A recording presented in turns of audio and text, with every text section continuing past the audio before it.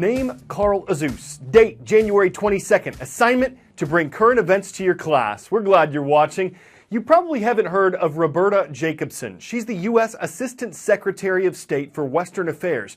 And what she did yesterday was significant. She arrived in Havana, the capital of Cuba. She's there to move forward on President Obama's plan to reestablish an American embassy there. His decision to improve relations between the U.S. and Cuba is a controversial one. The president says the last 50 years of isolating the Caribbean nation haven't worked, that the U.S. can be more influential over Cuba's communist government by normalizing relations with it. But shortly after that announcement, Cuban President Raul Castro said the U.S. needed to respect Cuba's communist rule. The rift between the two countries goes back to the Cold War. Why did U.S.-Cuba relations get so bad in the first place? Highly controversial.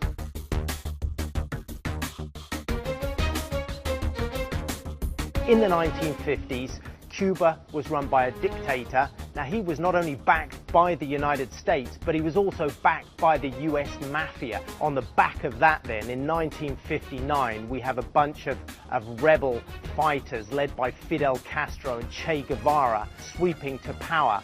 And they, over time, moved well out of the orbit of US influence and into the orbit of the Soviet Union. So the fight between the US and Cuba is really based against the backdrop of the Cold War between the world's two superpowers, the United States and the Soviet Union.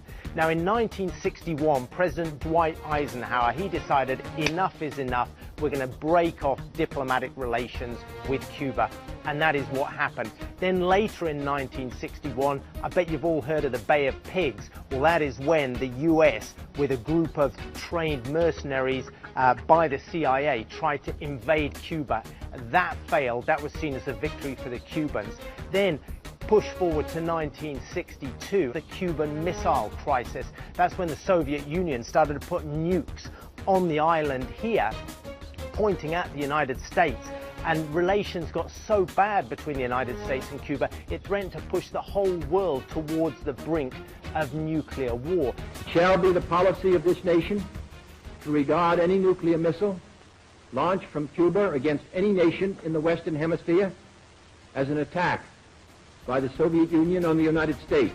That is just some examples about how things have gone so bad between the United States and Cuba over the years.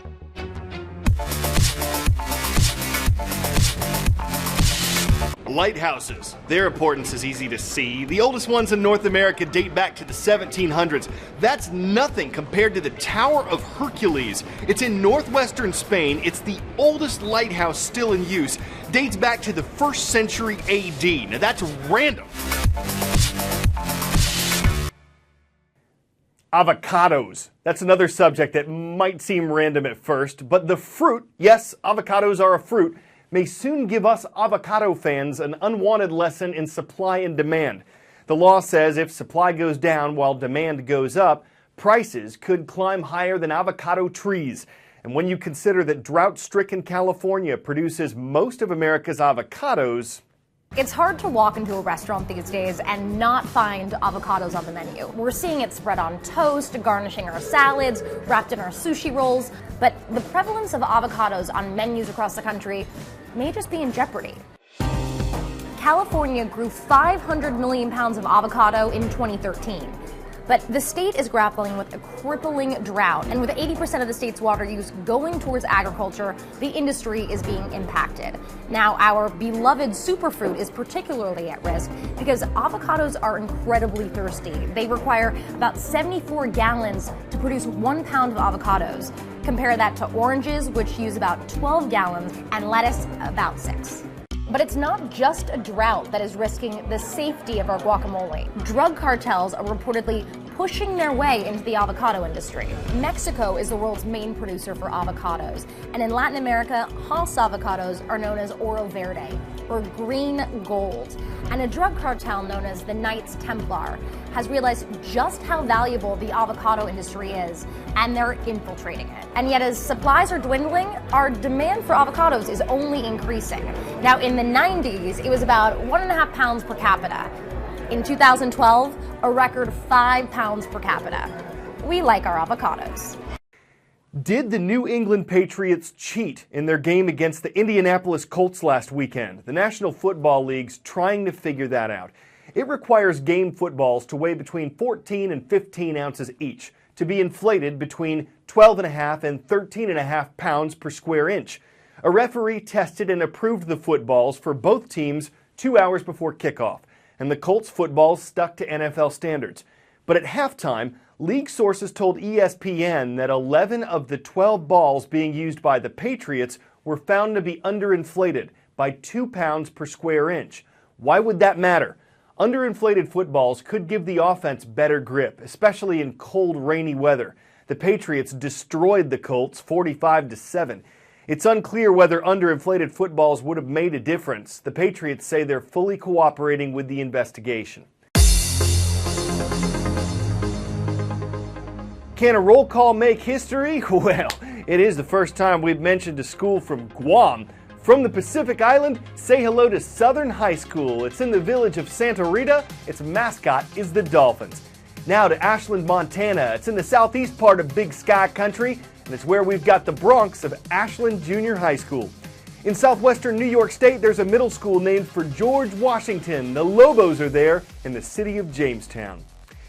In the 1930s, it wasn't easy to build California's famed Golden Gate Bridge. Storms, fog, tides, blasting rock underwater, all of that magnified the accomplishment of the suspension bridge when it opened in 1937. It had 6 lanes for cars, 3 northbound, 3 southbound, until 1962. But that was changed to better accommodate the flow of traffic. Plastic pylons were put down and shifted to determine which direction gets more lanes. They weren't much of a divider. The pylons could easily be knocked over. Time and technology have helped officials find a better solution, but that came at a high cost. The Golden Gate Bridge is certainly one of the most iconic and beautiful structures in the world, but what you may not realize is that it terrified a lot of drivers. Well, now that's all changed. For the first time ever, the bridge has a barrier that separates northbound from southbound traffic. And what makes this one so unique is that it moves. This is a specialized truck that can move these 3,500 concrete and steel blocks across the lanes of traffic. It's sort of like a zipper. And the idea is to keep traffic moving smoothly, but also stop head-on collisions.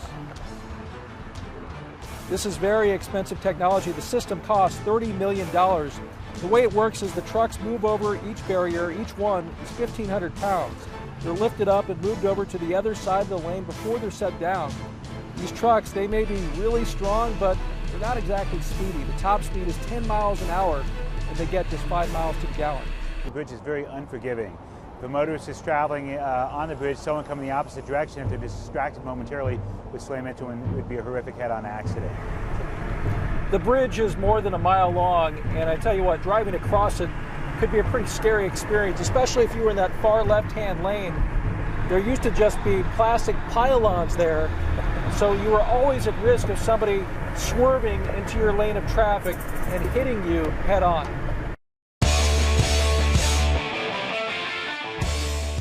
Dorm rooms, not known for being spacious, but how you decorate one can make it feel more like home, or in this case, a Chuck E. Cheese.